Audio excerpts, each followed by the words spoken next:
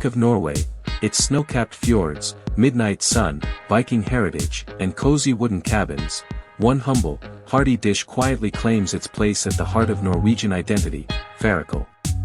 Translating literally to mutton and cabbage, fårikål is more than just a recipe. It's a cultural ritual, a seasonal celebration, and Norway's officially declared national dish since 1972. For our viewers on Inside Kitchen Stories, today we're diving deep into the soul-warming world of fårikål, its history, ingredients, preparation, and why this simple stew continues to capture the hearts and stomachs of Norwegians year after year. The origins, a dish born of necessity, fårikål's roots are as rustic as the Norwegian landscape itself. While its exact origin is debated, historians believe it emerged in the 18th or 19th century as a practical solution for rural households. Mutton, often from older sheep no longer useful for wool or milk, was abundant but tough.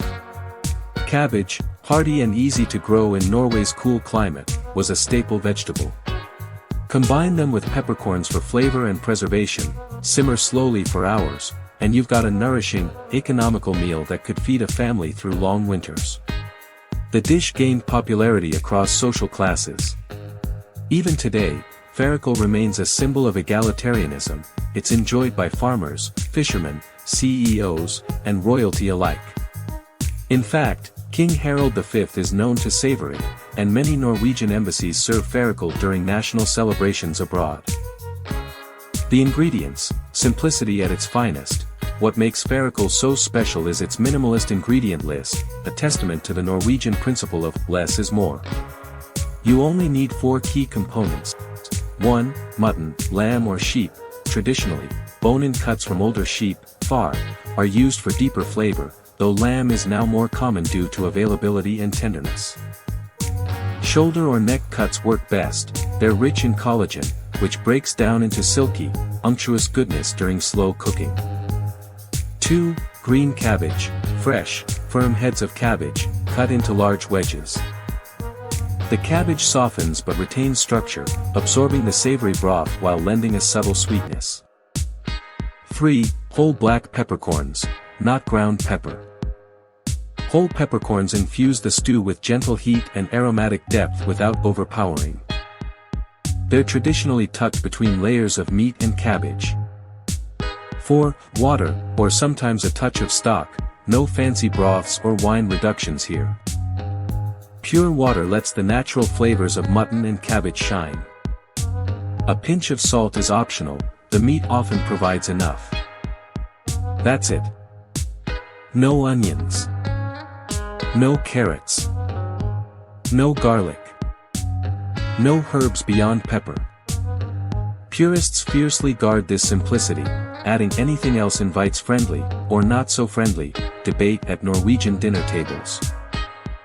The ritual, how Norwegians cook and celebrate fårikål.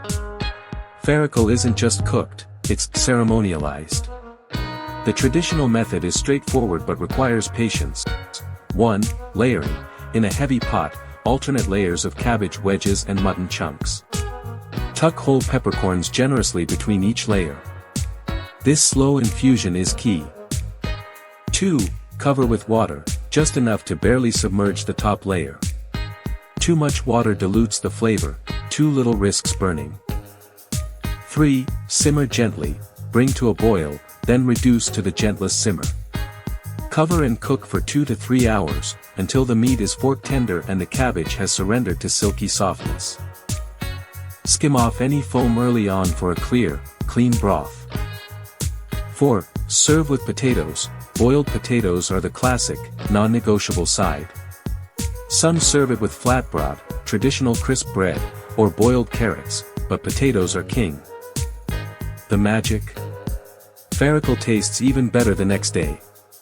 Many Norwegians intentionally cook it a day ahead, letting the flavors marry overnight, a practice called dag 2, day 2, cooking. Fårikål season, a national obsession. Norwegians don't just eat fårikål, they celebrate it. The last Thursday of September is officially Fårikålens festdag, Fårikål Day, a nationwide culinary holiday.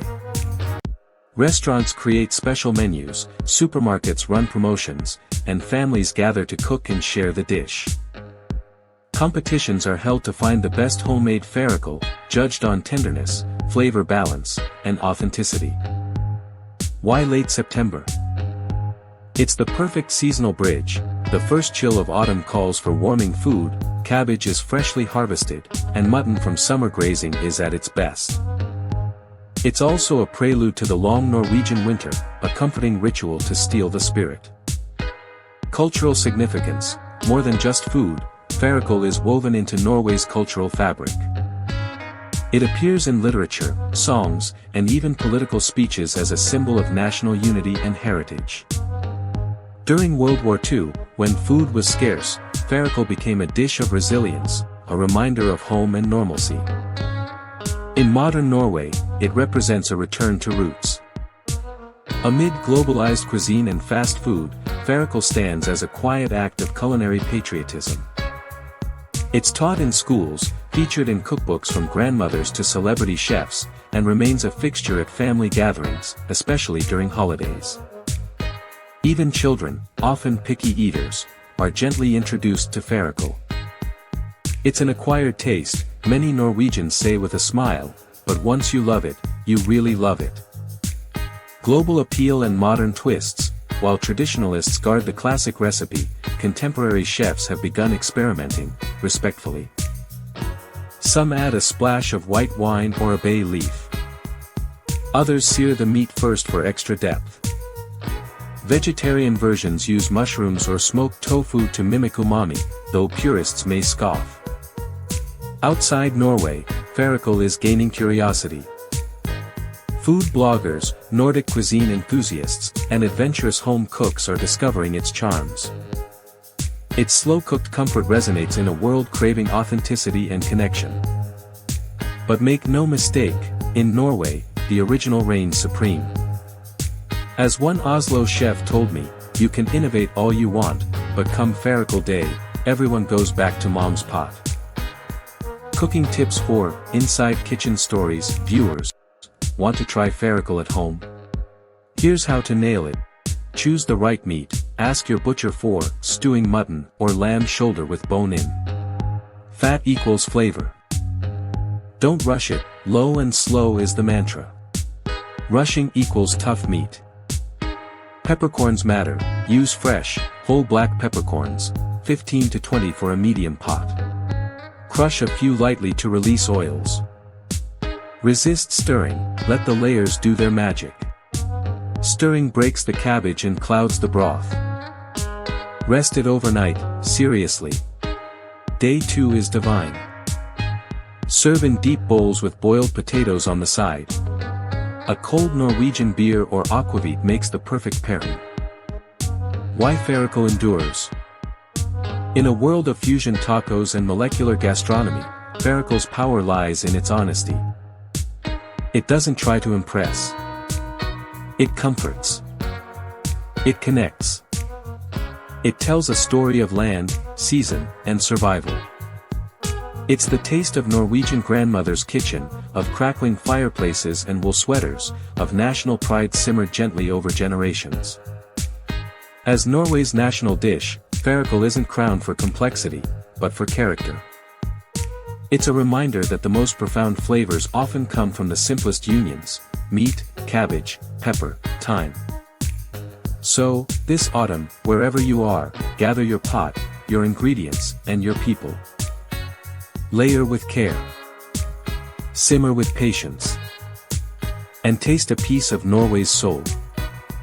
Thanks for watching.